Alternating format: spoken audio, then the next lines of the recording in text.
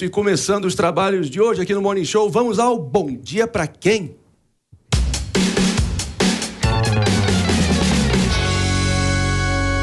Hoje o Bom Dia vai para a diferença de tratamento em nossas escolas, porque recentemente, numa escola de alto padrão em São Paulo, 2 alunas do 9º ano foram suspensas por tempo indeterminado por arrancarem folhas do caderno de uma colega, filha da atriz Samara Filippo e do ex-jogador de basquete Leandrinho, e escreveram ofensas raciais e assim, logo na sequência, a escola agiu prontamente. Ação imediata, repúdio claro. Por outro lado, em Praia Grande, enfrentamos a trágica história de Carlos Teixeira, um jovem de 13 anos que morreu após ser agredido na escola. Apesar de repetidos alertas sobre o bullying sofrido, a resposta da escola pública foi marcada por uma falta de ação que culminou em sua morte, infelizmente. Um silêncio que fala volumes. Por que a reação é tão rápida e firme em uma escola privada, enquanto na pública ações preventivas e respostas efetivas parecem tão distantes?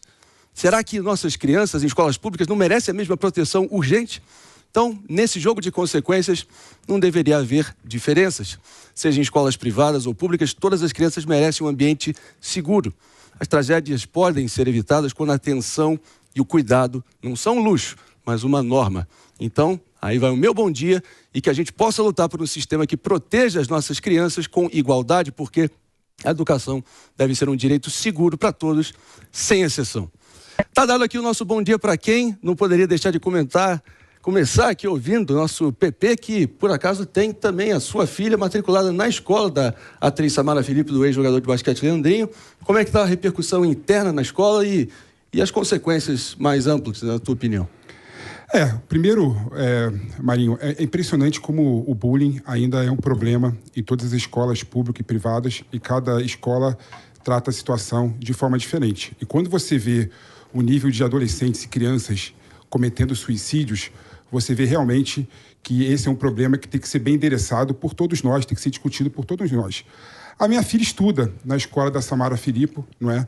Para quem não sabe, o caderno que foi pego por 3 crianças da filha da Samara Filippo era um caderno que embasava o estudo do meio. O estudo do meio é o que é mais importante na escola que a minha filha estuda, e as crianças fazem várias reflexões no caderno durante vários meses, várias semanas, não é? E aí esse caderno desapareceu e apareceu semanas depois, com xingamentos de cunho racistas, Então, eu queria colocar aqui que eu já mudei de ideia várias vezes sobre a forma como a escola deveria se portar nesse caso específico. No começo, quando eu soube da história, eu achava que a escola deveria expulsar as 3 meninas que cometeram esse crime injustificável. E depois, tendo mais reflexão, conversando com pessoas da escola, eu entendi que a escola teve uma postura adequada. Primeiro, em suspender as 3 crianças.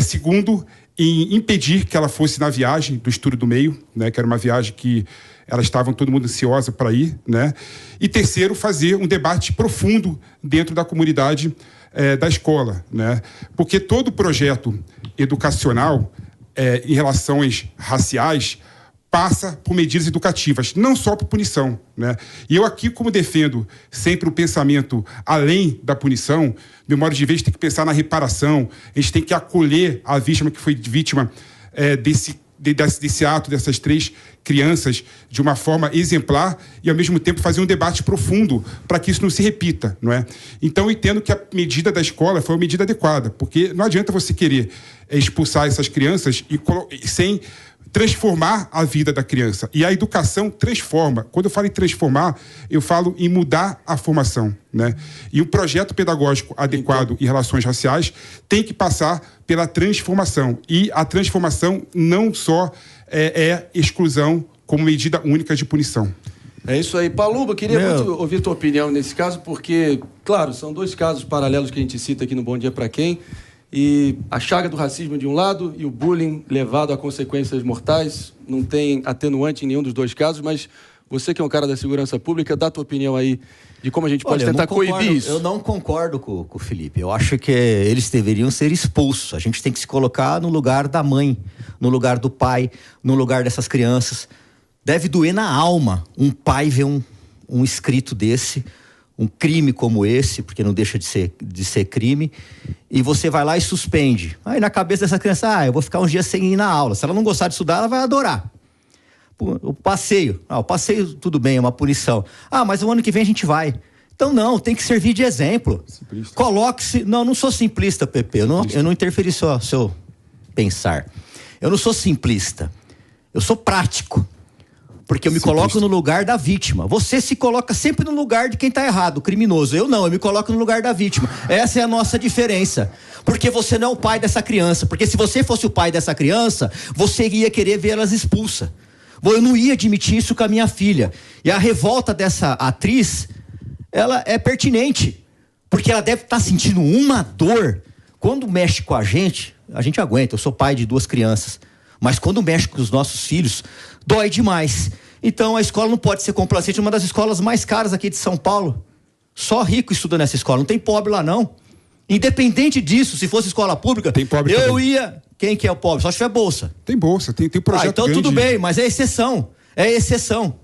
É exceção da exceção isso daí. Então eu sou favorável a que elas sejam expulsas. Eu queria trazer a Jessie aqui para a discussão também e te perguntar, porque realmente fica muito nítida a disparidade de tratamento nos 2 ambientes diferentes. O que isso revela para você mais amplamente da situação do acesso a uma proteção definitiva e realmente segura para todas as crianças, independentemente de CEP? Ótimo, André. Eu acho que nos 2 casos nós temos pouca resolução, mas em um caso a gente tem uma resolução tão ruim que levou à morte de um jovem. O que eu acho que a gente tem que avaliar? Quando a gente está olhando para a lógica da escola privada, por que a resposta da Samara Felipe veio tão rápido?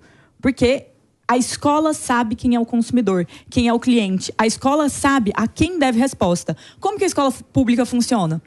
Não deve resposta a ninguém, né? Vamos deixar rolar, vamos deixar para lá. Não tem um dono, não tem uma pessoa para pressionar, não tem um diretor, muitas vezes competente, para dizer, olha o que está acontecendo com esse garoto, olha o que pode acontecer, olha a dor que ele está sofrendo. Então, os pais da escola pública, muitas vezes, são ignorados e tem cliente, tá? É o consumidor, é você, é o pagador de impostos que está todo dia aí, dando a sua contribuição, o Estado está pegando e acha que lá é terra de ninguém. Então, é muito triste que isso tenha acontecido. Nos 2 casos, eu sou a favor de uma punição clara e efetiva. E não só, e me compadeço muito os textos, os vídeos que a Samara tem feito, mostrando a dor da filha dela, mostrando o quanto a filha dela tem chorado compulsoriamente, como ela se sentiu em relação a isso. Me compadeço e acho que sim, tal qual o Palumbo, as crianças deveriam ser expulsas. Nos 2 casos. E não só para elas sentirem, eu acho isso muito importante, mas a mensagem que isso passa para potenciais pessoas que podem fazer as mesmas coisas. A mensagem que esse bullying irresponsável, a mensagem que esses racistas passam muitas vezes e como ela afeta os outros, para eles pensarem 2 vezes. Isso aqui dá expulsão, isso aqui tem punição. Do jeito que tá, isso aqui você perde uma viagem, vai ter uma suspensão, vai ali ficar no seu condomínio jogando tênis, vai brincar com seus amigos, seu pai vai te desculpar e vida que segue. Então, eu acho que a resposta tem que ser firme nos 2 cenários, no público e no privado. Mano Ferreira, te trazendo aqui também para a nossa discussão, eu acho que o Brasil está importando mal, tardia e porcamente o que há de pior, talvez, na cultura americana. Ao invés de tentar trazer a cultura comunitária, o apreço à liberdade, a iniciativa individual, a gente está trazendo algumas pautas da cultura woke excessivamente forçada e também, principalmente, até atentados em escolas. Eu sei que isso é outro tema, mas é corolário a esse que a gente está discutindo. Como é que você vê, em termos de política pública, medidas efetivas que podem ser colocadas em curso para tentar evitar problemas como esse? Pois é, Marinho. E eu acho que você tocou num ponto essencial, que é a participação comunitária. Isso é algo muito diferente no acontecimento entre escolas privadas, onde os pais começam a participar desde a escolha da escola. Enquanto, no caso da escola pública, a gente nega para as nossas crianças algo que os ricos brasileiros jamais abririam mão, que é a liberdade de escolha educacional. É a liberdade de ir discutir com o diretor da escola como é o modelo pedagógico e como que você espera que o seu filho seja acolhido dentro do espaço.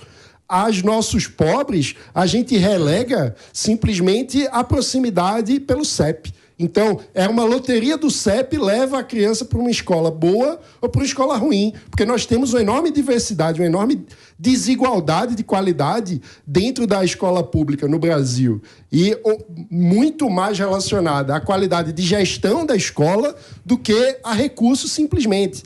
E isso acaba levando também a essa falta de participação da comunidade no processo pedagógico, que é essencial para você realmente ter qualidade. Então, num caso como o racismo, como o bullying que a gente está tratando, eu diria que não existe uma fórmula mágica, nem um modo único de lidar com essa situação. É possível ter diferentes abordagens. A gente viu aqui o Palumbo e o PP trazendo visões distintas e são igualmente legítimas. A diferença é que na escola privada o pai pode escolher a pedagogia que vai embasar a forma de tratar o problema. Na escola pública o pai fica sem direito à escolha. Esse é o ponto essencial. Agora, durante as intervenções aqui da Jess e do Palumbo, eu ouvi aqui nosso PP Monteiro dando aquela bufada um pouco contrariado, então dando aqui o espaço para você fazer um comentário. Primeiro, Maria, eu não podia notar, né, que a Jess colocou várias vezes a palavra cliente e consumidor quando se trata de educação, né? Na verdade, está formando cidadão. São cidadãos ali que estão no processo educacional. E segundo, o Palumbo sempre traz a palavra punição, achando que o ambiente escolar é a mesma lógica do Estado. E outra, existem vários casos de vítimas, pensando na vítima, que prefere muito mais outro tipo de reparação do que a punição. Então, sem sombra de dúvida, se colocar essa criança que foi vítima de um ato impensado, um ato injustificável de racismo, e colocar para ela as opções, né, ela pode não escolher a expulsão das 3 colegas da escola. Então, pensando sob a ótica da vítima, né, nem a punição extremada é uma realidade. Aí eu coloco um ponto aqui que todo mundo colocou, né, que eu acho importante destacar. Vamos lá. Olha o nível da diferenciação entre escola pública e escola privada. A escola privada, que é um ambiente elitista, pode decidir ou não se expulsa um aluno.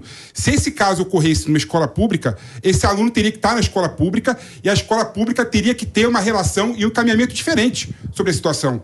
Então, meu modo de ver, a escola que eu escolhi para minha filha, que é essa escola, está tomando a medida adequada e eu quero que ela faça uma discussão profunda para essa situação não se repetir. Eu quero que ela transforme essa menina que agrediu injustificadamente a filha da Samara Filippo, de modo a tornar ela uma cidadã melhor do que ela seria sem esse ato. Então, por meio da reflexão, você consegue reparar a situação de uma forma muito melhor do que só a lógica punitivista que o Palumbo e a Jess gostam de reproduzir. Estamos falando, então, de menores de idade, fato, dado o objetivo da realidade, a gente tem que lidar com eles como eles se apresentam. Nesse caso, você acha que a punição exemplar bastaria uma suspensão? Ou de jeito nenhum, teria que ser expulso. Jogar para os pais? Isso aí, o que o Felipe falou só corrobora o que eu falo há muito tempo, que o ensino público está falido. Deveria ser expulso do mesmo jeito. Deveria matar um adolescente. Isso não pode acontecer. Aí ele vem falar, a vítima. A vítima nada. A vítima nada. É sempre pendendo pro lado do bandido, o PP. E os pais dessa criança, Marinho? E os pais dessa criança? Como é que o pai dá uma educação dessa e permite um negócio desse? Porque se fosse meu filho, ia tomar uns tapas. Não é possível um negócio desse.